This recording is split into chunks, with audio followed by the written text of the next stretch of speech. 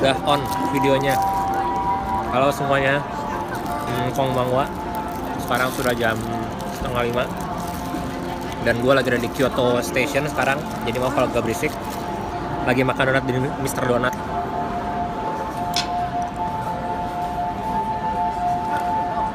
Dan di video ini gue mau bikin sebuah tutorial how to bagaimana caranya membeli sebuah IC card di Jepang. Karena waktu di video yang gue bikin cara beli tiket kereta, itu banyak yang nanya soal IC kayak Suica, Pasmo.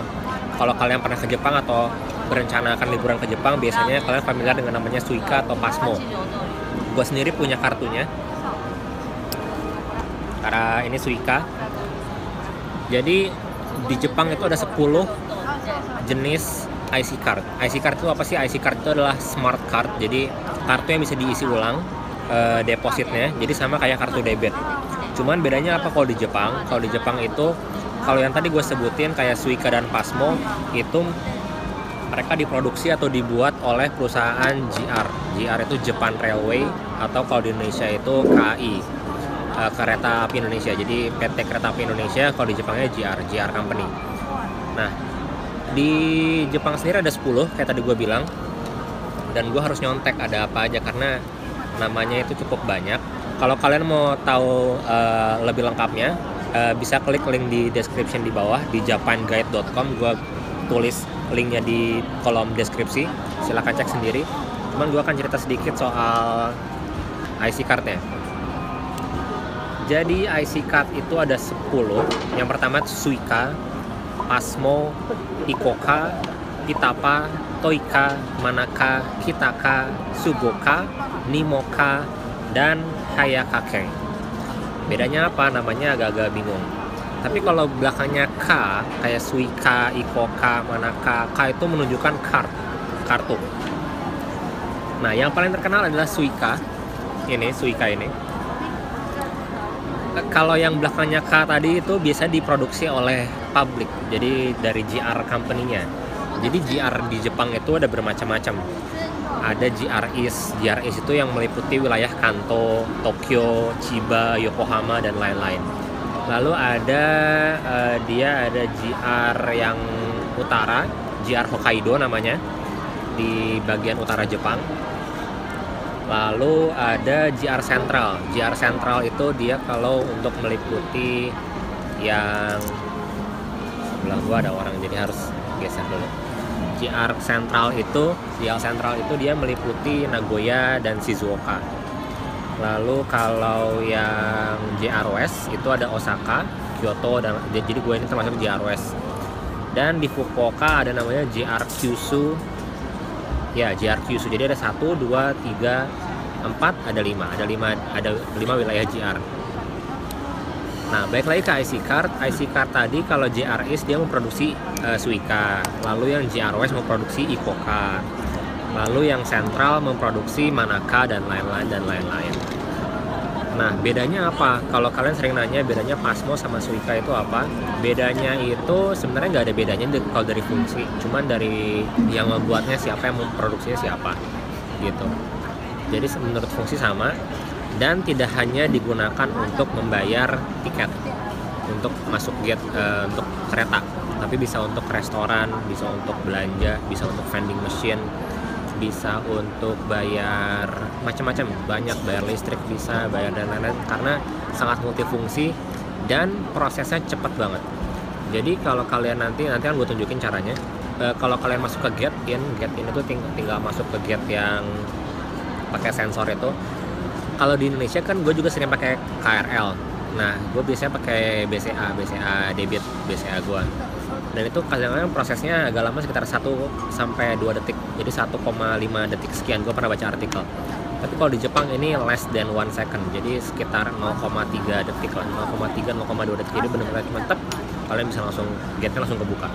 Jadi kalau kalian sekali lagi menanyakan apa bedanya Pasmo, Suica, apa yang harus gue beli ketika gue sampai Jepang. Kalau Suica bisa digunakan di Osaka, nggak bisa. Semua kartu yang seperti ini bisa digunakan di seluruh Jepang. Jadi nggak perlu khawatir ketika kalian misalnya tiba ke Jepang duluan, itu ke Osaka dulu misalnya, baru nanti mau ke Tokyo pulangnya. kalian belinya Ikoka, karena Ikoka itu kan yang di Kansai, yang Osaka, yang di Kyoto. Itu kalian bisa pakai di Tokyo juga, jadi jangan khawatir. Belinya apa aja, harganya pun sama. Harga pertama kali beli adalah 2.000 yen. Dengan rincian 500 itu harga kartunya dan 1.500 itu depositnya. Jadi ketika kalian sudah nggak mau pakai, kalian bisa refund 500 yen ke kantor keretanya gitu. Jadi nggak perlu khawatir, 500 nya akan kembali. Dan ketika kalian mau nge-recharge atau mau isi ulang, itu ada mesinnya, nanti gue tunjukin semuanya. Kira-kira seperti itu teorinya, mudah-mudahan kalian ngerti. Pokoknya silahkan klik link di deskripsi gue soal IC card di Jepang, prepaid card, dan gue akan langsung praktek bagaimana cara belinya dan bagaimana cara menggunakannya ya. Jangan sampai kelewatan di video ini. Ini gue masih di Kyoto Station sebenarnya, belum beli ininya, belum beli tiketnya karena tangganya lagi bagus di belakang. Ya, jadi Desember ini sudah masuk ke momen Christmas, jadi karena tanggal 25 nanti kan Natal. Dan di depan gue juga ada pohon Christmas gede banget.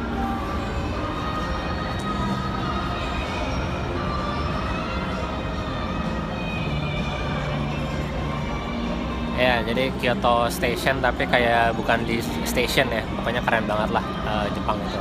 Jadi satu lagi infonya, kalau khusus Suica, kalau kalian pakai Suica dan pakai iPhone 7, itu dia bisa bayarnya pakai handphone. Jadi sejak iPhone 7, jadi iPhone 6s itu masih belum bisa. iPhone 7 itu kayaknya mereka ada kerjasama sama Suica. Jadi kalau kalian mengaktifkan Apple Pay, salah satu Apple Pay-nya itu kan biasanya pakai kartu kredit, tapi ini Suica juga bisa. Kalau sudah aktif, sudah connect gitu ya, si Suica sama iPhone 7-nya, itu bisa bayar pakai handphone aja. Jadi nggak perlu ngeluarin kartu, handphonenya tinggal di swipe di mesinnya si gate-nya. Nah itu, depan gua ada orang lagi ciuman lagi. Aduh, jadi nggak konsen ngomongnya.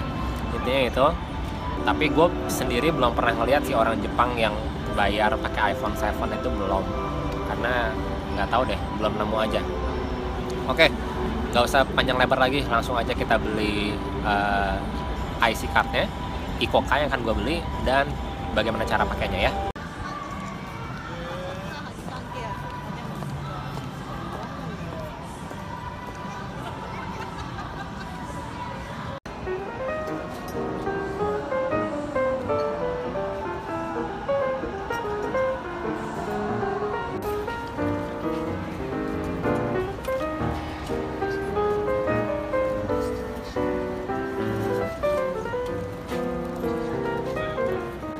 Tampilan depannya seperti ini mesinnya.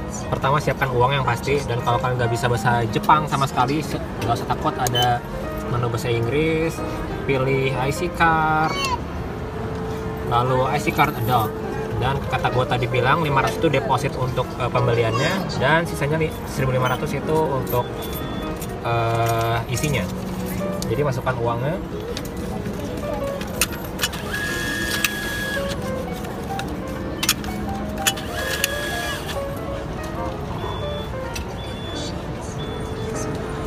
Purchase, oke lah, with receipt.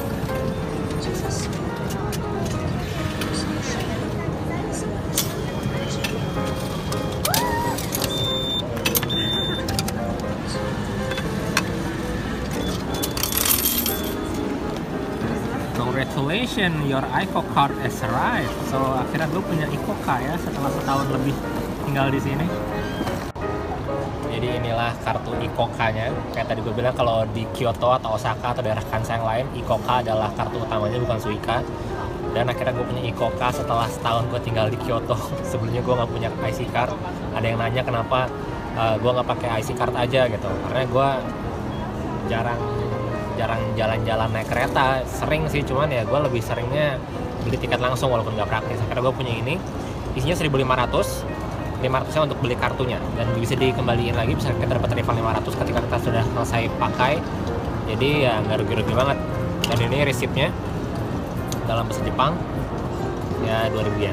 Oke, sekarang cara pakainya gimana akan gue jelaskan setelah ini. Setelah ini gue mau naik subway. Jadi kartu IC card itu nggak hanya digunakan untuk JR, tapi bisa untuk subway, bisa untuk perusahaan swasta yang lain, bisa untuk bus, transportasi yang lain, bahkan untuk bayar taksi pun bisa. Jadi benar-benar multifungsi, kartu sakti lah istilahnya. Gue mau naik subway sekarang untuk ke suatu tempat. Oke, di depan gue ada gate untuk ke subway dan ada lambang Kitapa di situ, ada Ikoka dan ada beberapa yang lain nih, gue tunjukkan jelasnya. Semua kartu bisa dipakai. Oke, langsung aja ini Ikokanya.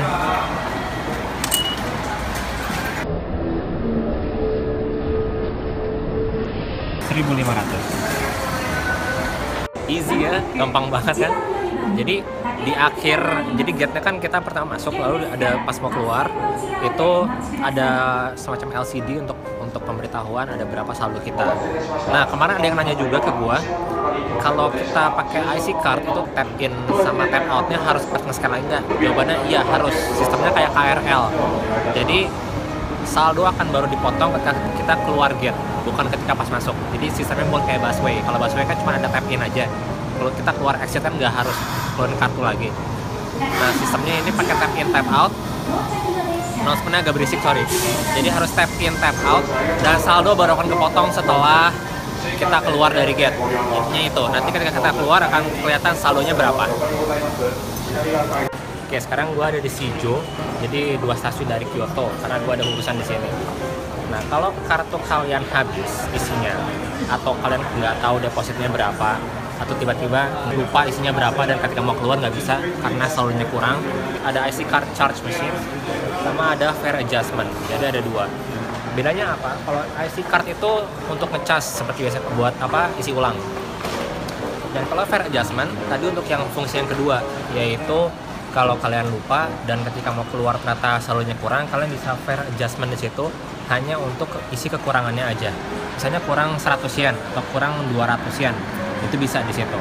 Dan kalau mau ngecek balance historinya atau ngecek sisanya berapa, bisa di IC card ini. Gue tunjukin caranya ya.